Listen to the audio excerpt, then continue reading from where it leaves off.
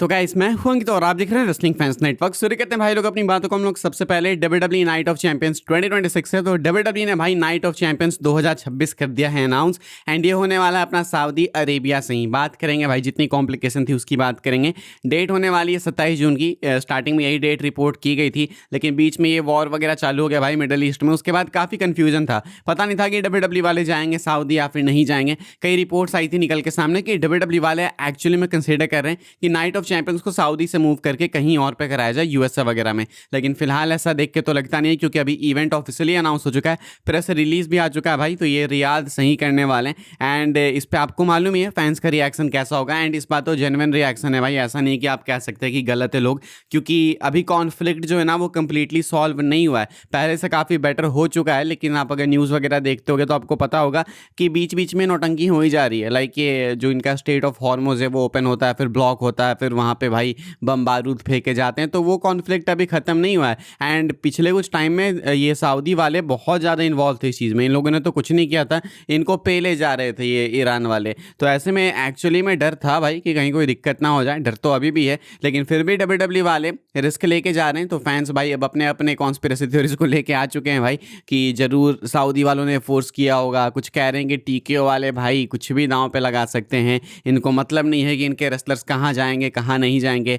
लोग कह रहे हैं कि रेसलमेनिया 43 फिर भी काफ़ी दूर था, वहाँ तक चीज़ें में भी सही हो जाए। लेकिन ये सर पे मौत है, आप कहाँ जा रहे हो। एंड टू बी ऑनेस्ट भाई गलत भी नहीं है। यू नेवर नो कब हो क्या हो, स्पेशली जब पता हो कि भाई इतने सारे लोग यूएसए से आ रहे हैं यहाँ पे सऊदी में इतने बड़े इवेंट को लेके। तो सामने वाले का इंटेंशन अगर एक्चुअली में ख़राब हो तो कुछ भी किया जा सकता है ना। आई मीन एक स्ट्रेच होगा बोलना कि ये करना इतना ईजी है।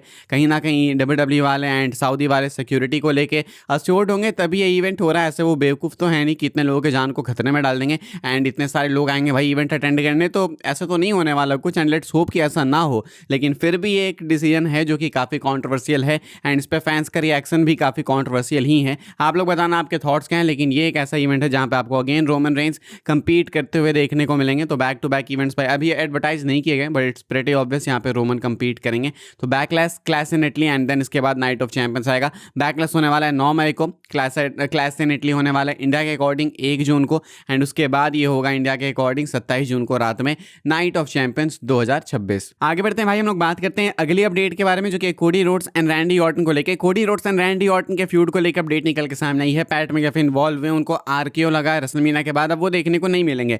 लेकिन ऐसा क्यों भाई, ये अचानक से क्यों निकाले गए इस फ्यूड से, जब बैकलैश के लिए टैग टीम मैच प्लान किया जा रहा था। तो कहना है रेसलिंग ऑब्जर्वर न्यूज लेटर में कि Pat McAfee opted out of the Cody versus Randy storyline, leading WWE to drop it and scrap the planned Backlash tag match. Both McAfee and Jelly Roll were very aware of the criticism around celebrities in wrestling.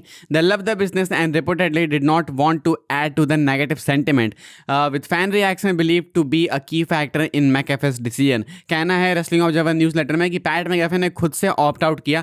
उन्होंने बोला कि मैं कोडी Orton के feud का story का part नहीं बनना चाहता हूँ। तो WWE ने भाई अब फाइनली ये आइडिया ड्रॉप कर दिया। बैकलैश में जो टैग मैच पिच किया गया था कि कोडी के साइड होंगे, जेली रोल उधर, ऑर्टन के साइड होंगे पैट मैकअफे, ये आइडिया ड्रॉप हो चुका है एंड ये टैग मैच नहीं होने वाला है थैंकफुली टू पैट मैकअफे। कहा जा रहा है कि पैट मैकअफे एंड जेली रोल दोनों क्रिटिसिज्म को लेकर बहुत ही अवेयर हैं। उनको मालूम है कि सेलिब्रिटीज ऐसे मेन फ्यूड्स में ऐड हो रहे हैं, तो फैंस का रिएक्शन अच्छा नहीं है। उनको पसंद है बिजनेस, उनको WWE पसंद है, लेकिन वो नहीं चाहते इस चीज़ को ज़्यादा मिल्क करना, इस नेगेटिव सेंटिमेंट में ज़्यादा कंट्रीब्यूट करना खुद से नहीं चाहते हैं। कहा जा रहा है कि फैन रिएक्शन जो आया वो पैट मैकअफे ने बहुत अच्छे से देखा, एंड इसी कारण से ये डिसीजन पैट मैकअफे ने लिया। TKO वाले फोर्स कर रहे थे जेली रोल एंड पैट मैकअफे दोनों को ही, लेकिन दोनों को पता लग गया भाई कि ये चीज़ वर्क नहीं करने वाली है, इसलिए दोनों ने ऑप्ट आउट कर लिया। जेली रोल ने इनफैक्ट ये भी बोला है कि हमें इंक्लूड होना ही नहीं चाहिए था रेसलमेनिया में, मेरा कोई काम ही नहीं था। ये जेली रोल ने खुद भी बोला है, लेकिन पैसे देके करवा सकते हो आप किससे कुछ भी। तो पैट मैकअफे एंड जेली रोल वाला जो टैग मैच बताया जा रहा था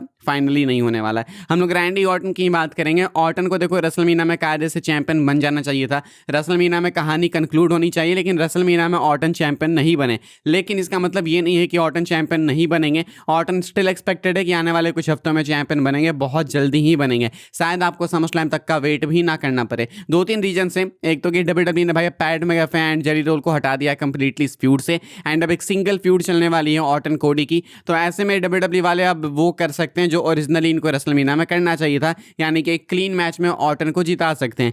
सेकंड चीज़, कोडी रोड्स इंजर्ड हैं। हालांकि ऐसा नहीं कि कोडी अपीयर भी नहीं हो सकते हैं, लेकिन एक डिस्कशन थी कहीं ना कहीं कि कहीं कोडी रोड्स को अपनी टाइटल वैकेट करनी पड़ जाए। तो वैकेट करने से बेटर है कि ऑर्टन से एक मैच में आप हार ही जाओ भाई, ऑर्टन को टाइटल मिल जाए।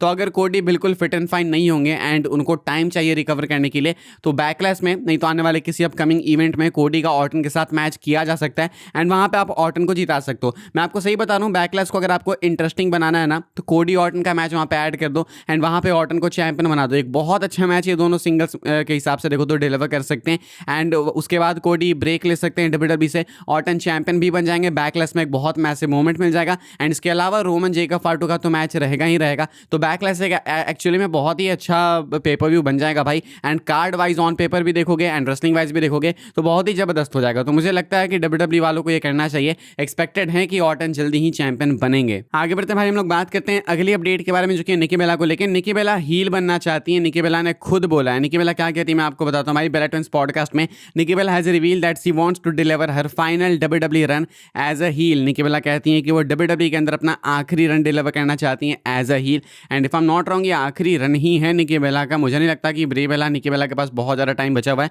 ये मोस्ट लाइकली इनका आखिरी रन ही है। एंड ऐसे में निकी बेला कहती हैं कि एज अ हील लेना चाहती हैं। मुझे लगता है कि निकी बेला एज अ हील ज़्यादा सूट करेंगी, स्पेशली नोइंग कि फैंस इनको ज़्यादा पसंद नहीं करते हैं। मैं सही बताऊंगा, जनरली बताऊंगा भाई, मुझे समझ नहीं आता कि लोग पेज को, निकी बेला को, ब्री बेला को, इन लोगों को हद से ज़्यादा हेट क्यों करते हैं। लाइक मुझे लगता है कि एक्चुअली में लेजेंड्स हैं। आप कितना भी बोल लो भाई कि Becky Lynch, Charlotte Flair and Sasha banks वगैरह ने विमेंस डिवीजन को बनाया ये वो, लेकिन निकी बेला, पेज, वो जो टाइम था वो भी बहुत इंपॉर्टेंट था। उस टाइम लोग देखते थे विमेंस डिवीजन, ऐसा नहीं है कि उस टाइम नहीं देखते थे। तो मुझे लगता है कि निकी बेला को बहुत ही अनफेयरली ट्रीट किया जाता है WWE यूनिवर्स की तरफ से। निकी बेला हील बनना चाहती हैं एंड मैं चाहूँगा कि हील बने ताकि वो रिएक्शन जो नेगेटिव आता है एटलीस्ट उनके कैरेक्टर में कंट्रीब्यूट करे। आगे बढ़ते हैं भाई, हम लोग बात करते हैं अपनी आखिरी अपडेट के बारे में। लेसनर के रिटायरमेंट के ऊपर कमेंट किया है टिफनी स्ट्रैटन ने, एंड टिफनी स्ट्रैटन क्या कहती है मैं आपको बता दूं भाई। इस कमेंट के ऊपर भी काफ़ी लोग काफ़ी अलग अलग कमेंट्स कर रहे हैं। मैं आपको बताता हूँ क्या बोला है टिफनी ने।